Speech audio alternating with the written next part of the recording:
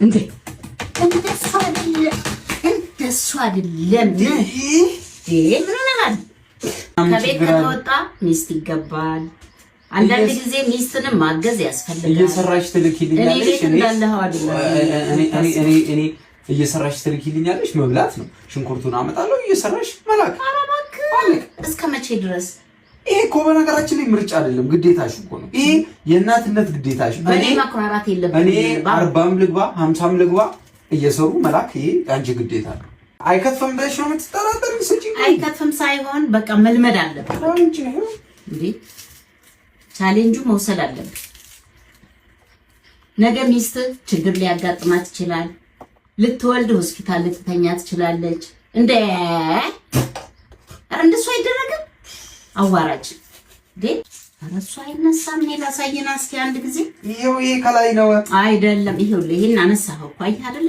ስጋውን አነሳው። ስጋውን? አዎ ስጋ ሽንኩርቱን ስጋ አነሳ። እቺ ናት የምትነሳው ከላይ። እቺ ስሷ ማለት ነው።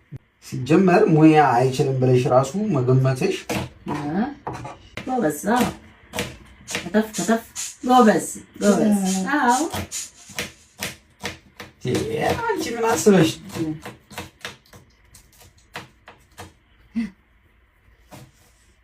በቃ ሽንኩርቱ እኮ መድቀቅ የለበትም። እንደውም እንትን ሲል ለእንቁላል መድቀቅ አለበት። ቆይ አይደለም ስነ ስርዓት ላሳይሽ ነው። እንደሱ አይደረግም። ቆይ ላሳይሽ። እሺ እንደሱ አይደረግም። ይኸውልሽ ተፈው መጀመሪያ ይሄን ተከተፈ እኮ አላለቀም እንዴ? አድቅቀህ ተፈው። ይሄ ምን ሆነ ነው? ማርያም ሊያቀጥ በል ተፈው። በስመ አብ ወመንፈስ ቅዱስ ገረደፍከው። በቃ ይሄ ግርድፍ በለው። ክትፍ አይደለም ግርድፍ። እንዴት ከመቼ ወዲህ ነው አንተ እንደዚህ የሆንከው? ቆይ ላሳይሽ እኮ ተበላሽተሃል። ልዩነቱ እኮ አንቺ ይሄ ድርድር ይሄውልህ በቃ ዞር ታረግና ዞር አለ እንዴ እንደሱ አይደለም ምን ሆነሃል?